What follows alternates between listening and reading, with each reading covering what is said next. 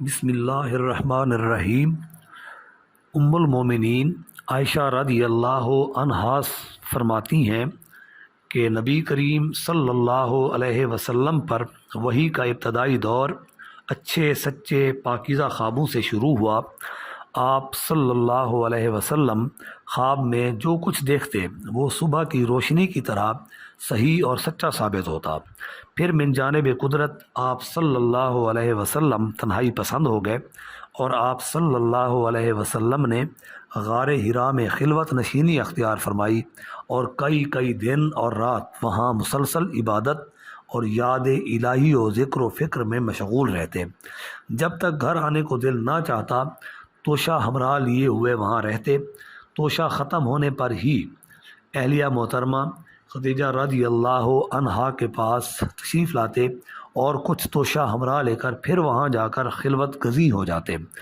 یہی طریقہ جاری رہا یہاں تک کہ آپ صلی اللہ علیہ وسلم پر حق منکشف ہو گیا اور آپ صلی اللہ علیہ وسلم غار حرا ہی میں قیام پذیر تھے کہ اچانک جبرائیل علیہ السلام آپ صلی اللہ علیہ وسلم کے پاس حاضر ہوئے اور کہنے لگے کہ اے محمد پڑھو۔ آپ صلی اللہ علیہ وسلم فرماتے ہیں کہ میں نے کہا کہ میں پڑھنا نہیں جانتا۔ آپ صلی اللہ علیہ وسلم فرماتے ہیں کہ فرشتے نے مجھے پکڑ کر اتنے زور سے بھینچا کہ میری طاقت جواب دے گئی۔ پھر مجھے چھوڑ کر کہا کہ پڑھو۔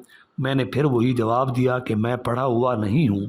اس فرشتے نے مجھ کو نہایت ہی زور سے بھینچا کہ مجھ کو سخت تکلیف محسوس ہوئی۔ پھر اس نے کہا کہ پڑھ۔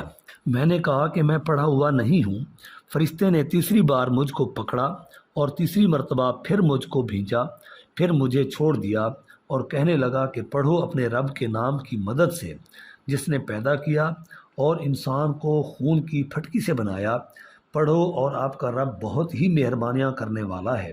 بس یہی آیتیں آپ صلی اللہ علیہ وسلم جبرائیل علیہ السلام سے سن کر اس حال میں غار حرا سے واپس ہوئے کہ آپ صلی اللہ علیہ وسلم کا دل اس انوکھے واقعہ سے کانپ رہا تھا۔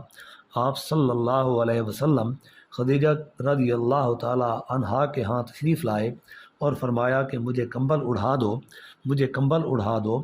لوگوں نے آپ صلی اللہ علیہ وسلم کو کمبل اڑھا دیا۔ جب آپ صلی اللہ علیہ وسلم کا ڈر جاتا رہا تو آپ صلی اللہ علیہ وسلم نے اپنی زوجہ محترمہ خدیجہ رضی اللہ عنہا کو تفصیل کے ساتھ یہ واقعہ سنایا اور فرمانے لگے کہ مجھ کو اب اپنی جان کا خوف ہو گیا ہے۔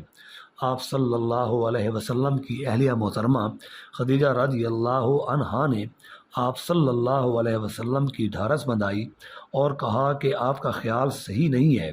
اللہ کی قسم آپ کو اللہ کبھی رسوا نہیں کرے گا۔ آپ تو اخلاق فاضلہ کے مالک ہیں۔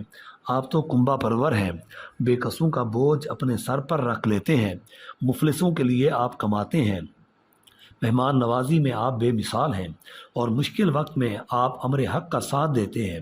ایسے اوصاف حسنہ والا انسان یوں بے وقت ذلت و خواری کی موت نہیں پا سکتا۔ پھر مزید تسلی کے لیے خدیجہ رضی اللہ عنہا آپ صلی اللہ علیہ وسلم کو برقہ بن نوفل کے پاس لے گئی جو ان کے چچا زاد بھائی تھے اور زمانہ جہلیت میں نصرانی مذہب اختیار کر چکے تھے اور عبرانی زبان کے کاتب تھے۔ چنانچہ انجیل کو بھی حسب منشاء خداوندی عبرانی زبان میں لکھا کرتے تھے۔ انجیل سریانی زبان میں نازل ہوئی تھی، پھر اس کا ترجمہ عبرانی زبان میں ہوا۔ برقہ اسی کو لکھتے تھے۔ وہ بہت بوڑھے ہو گئے تھے، یہاں تک کہ ان کی بینائی بھی رخصت ہو چکی تھی۔ خدیجہ رضی اللہ عنہا نے ان کے سامنے آپ صلی اللہ علیہ وسلم کے حالات بیان کیے اور کہا کہ اے چچا زاد بھائی، اپنے بھتیجے محمد صلی اللہ علیہ وسلم کی زبانی ذرا ان کی کیفیت سن لیجئے۔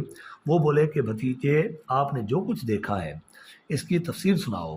چنانچہ آپ صلی اللہ علیہ وسلم نے از اول تا آخر پورا واقعہ سنایا، جسے سن کر برقہ بے اختیار ہو کر بول اٹھے کہ یہ تو وہی ناموس معزز رازدان فرشتہ ہے جس سے اللہ نے موسیٰ علیہ السلام پر وحی دے کر بھیجا تھا۔ کاش میں آپ کے اس عہد نبوت کے شروع ہونے پر جوان عمر ہوتا۔ کاش میں اس وقت تک زندہ رہتا جب کہ آپ کی قوم آپ کو اس شہر سے نکال دے گی رسول اللہ صلی اللہ علیہ وسلم نے یہ سن کر تعجب سے پوچھا کہ کیا وہ لوگ مجھ کو نکال دیں گے حالانکہ میں تو ان میں صادق و امین مقبول ہوں؟ برقع بولے ہاں یہ سب کچھ سچ ہے، مگر جو شخص بھی آپ کی طرح امر حق لے کر آیا لوگ اس کے دشمن ہی ہو گئے ہیں۔ اگر مجھے آپ کی نبوت کا وہ زمانہ مل جائے تو میں آپ کی پوری مدد کروں گا، مگر برقع کچھ دنوں کے بعد انتقال کر گئے، پھر کچھ عرصہ تک وحی کی آمد موقوف رہی۔